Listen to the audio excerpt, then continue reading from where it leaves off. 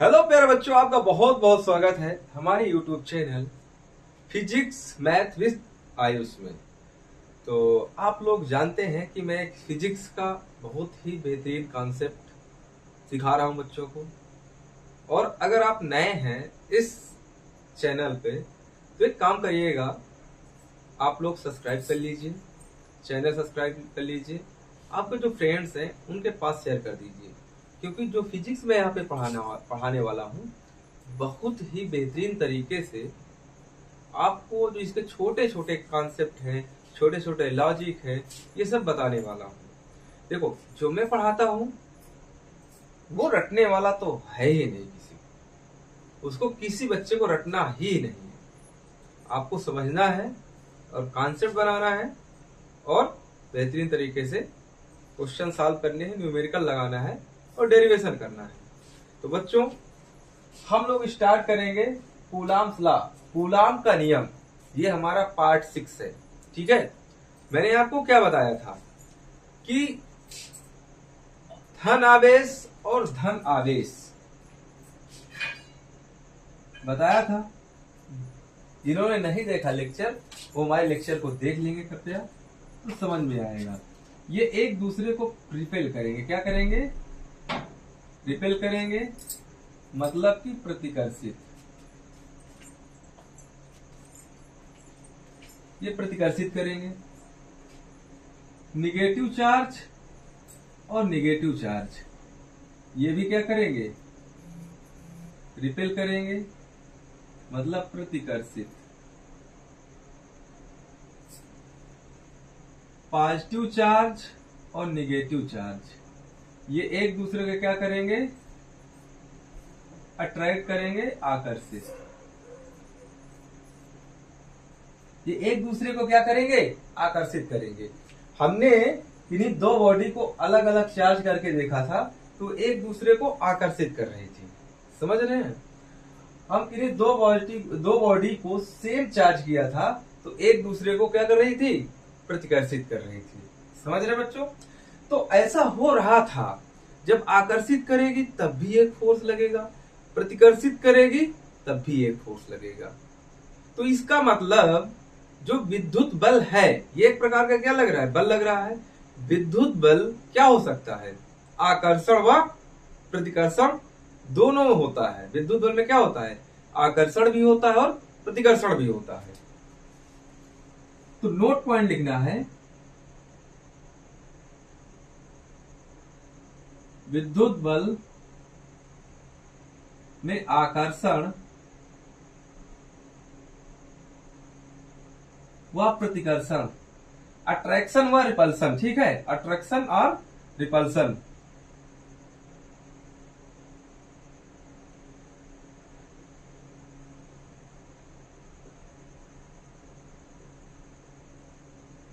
ये दोनों होता है। समझ रहे हैं ना? तो स्थिर विद्युत्की की बात कर रहे थे, तो यहां पर क्या आएगा? Point charge. दो पॉइंट चार्ज रहेंगे, मतलब कि स्थिर बिंदु आवेश। तो अब कूलाम कहते क्या है अपने रूल में? वे कहते हैं कि भैया दो पॉइंट चार्ज हैं, दो पॉइंट चार्ज हैं, एक Q1 है, एक Q2 है। ये दोनों पॉजिटिव हो सकते हैं, ये दोनों, एक पॉजिटिव होगा, दो या निगेटिव होगा, या दोनों निगेटिव हो सकते हैं, ऐसा हो सकता है। तो उसी प्रकार से बल भी लगेगा। अगर धन आवेश दोनों होंगे तो प्रतिकर्षण बल लगेगा, अगर दोनों ऋण आवेश होंगे तो भी प्रतिकर्षण लगेगा। एक प्लस होगा, दूसरा माइनस होगा, तो दोनों में क्या लगेगा? दोनों में आकर्षण बल लगेगा। तो इस प्रकार से ये रखे गए हैं पॉइंट चार्ज। ये इस पॉइंट पे स्थित है, ये दूसरे पॉइंट पे स्थित है, पॉइंट ए पर स्थित है, ये पॉइंट बी पर स्थित है, मतलब गतिमान नहीं है। और इनके बीच की दूरी को उन्होंने क्या किया था? आर मान लिया था। इन दोनों के बीच की डिस्टेंस क्या है? आर है। तो अब जो रूल फर्स्ट कहता है कि देखो, दोनों आवेशों के बीच लगने वाला वैद्युत बल दोनों आवेशों के गुणनफल के अनुक्रमानुपाती। मतलब परिभाषा बनाए तो दो स्थिर बिंदु आवेश, ऐसे लिख सकते हैं परिभाषा में, दो स्थिर बिंदु आवेश, दो स्थिर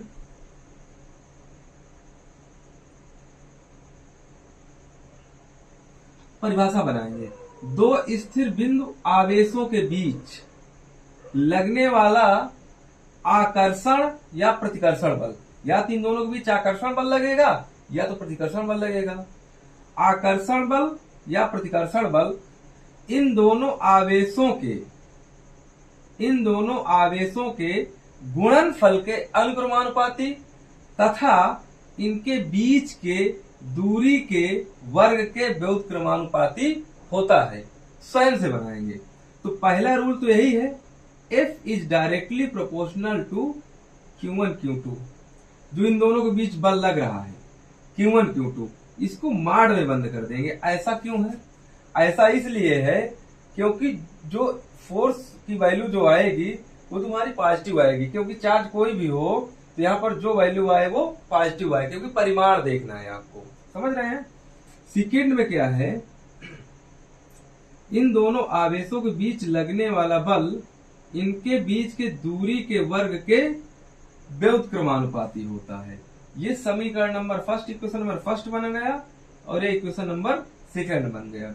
अगर दोनों समीकरण को मिलाएं तो F is directly proportional to Q1 Q2 upon में R स्क्वायर। अब ये साइन आप लगाएं या ना लगाएं इससे कोई फर्क नहीं पड़ता है। हाँ, अगर कोई कांस्टेंट वैल्यू होगी, भाई फोर्स लगने का मतलब ये है कि कोई ना कोई क्या है यहाँ पर कांस्टेंट वैल्यू होगी, जहां तक ये फोर्स लग सकता है, इसके अलावा फिर ये नहीं लगेगा फोर्स। समझ रहे हैं ना? तो एक कांस्टेंट वैल्यू है F इक्वल टू, यहां पर इसको हम दे लेते हैं नाम C, और Q1 Q2 अपान में R स्क्वायर। ये जहां C इक्वल टू क्या है, जैसे आपने पढ़ा था पहले कि F equal to capital G M1 M2 upon में R स्क्वायर। यहां पर जो है G क्या है, ग्रेविटेशनल कांस्टेंट है कि नहीं, यूनिवर्सल ग्रेविटेशनल कांस्टेंट है, मतलब कि सर्वात्रिक गुरुत्वाकर्षण नियतांक है। इसकी वैल्यू होती है 6.67 इंटू 10 की power minus 11 newton meter square upon में kg स्क्वायर। सेम उसी टाइप से इसकी भी वैल्यू होगी। यहां पर C इक्वल टू जो होगा 1/4 पाई एप्सिलॉन नॉट और K होगा। ठीक है, इसकी वैल्यू जैसे ही रखते हैं तो F equal to 1/4 pi epsilon naught into K रख देते हैं Q1 Q2 अपान में R स्क्वायर। ये चीज ठीक है। अब आप ये पूछेंगे कि सर K का मतलब क्या है? K का मतलब क्या है? K का मतलब बच्चों है परावैद्युतांक।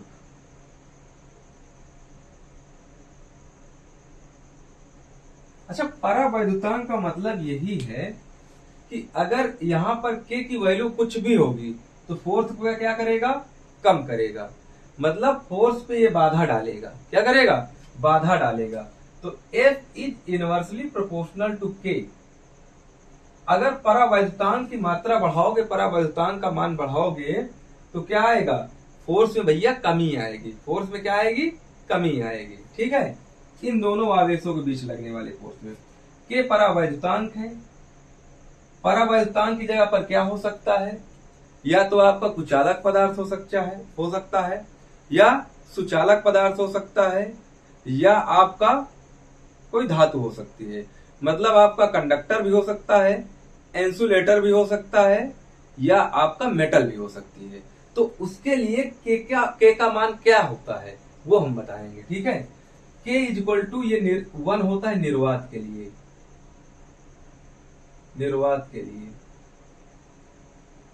मतलब आपको ये दिख रहा है Q1 और Q2, यहां से अगर वायु भी है तो वायु को सप्रेस करके बाहर निकाल दिया जाए, बाहर हटा लिया जाए, तो K इक्वल टू 1 पड़ेगा निर्वात के लिए। अगर K की वैल्यू 1 से बड़ी है तो ये कुचालक पदार्थ हो जाएगा। कुचालक पदार्थ, इसको कह सकते हैं हम लोग इंसुलेटर। इंसुलेटर ये हो जाएगा वैक्यूम। अगर के की वैल्यू बच्चों आपकी इनफाइनाइट है तो यहां पर जो आपका माध्यम बनेगा वो क्या होगा, वो आपका धातु होगा। धातु मतलब मेटल। यहां पर क्या आएगा बच्चों, यहां पर मेटल आ जाएगी। समझ में आया ना इतना? अगर बच्चों इतना समझ में आया हो तो मैं जो है इसको इरेज करके इसकी वैल्यू आपको बता दूं, कितनी वैल्यू होती है और इसकी डायमेंशन भी बताऊंगा।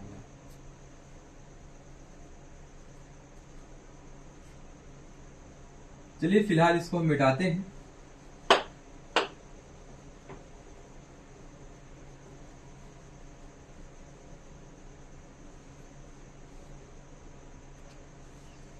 देखो 1/4πε0 की value, newton 9 × 10⁹ newton meter square upon में बच्चों कूलाम स्क्वायर। ये न्यूटन है, स्क्वायर है, आर स्क्वायर मीटर स्क्वायर हो जाएगा, Q1 × Q2 है, नीचे आएगा कूलाम स्क्वायर हो जाएगा। ठीक है। और एप्सिलॉन नॉट यहां पर क्या है, ये निर्वात की वैद्युतशीलता है। निर्वात की वैद्युतशीलता, सेंसिटिविटी जिसको हम कह सकते हैं, या तो हम ये कह सकते हैं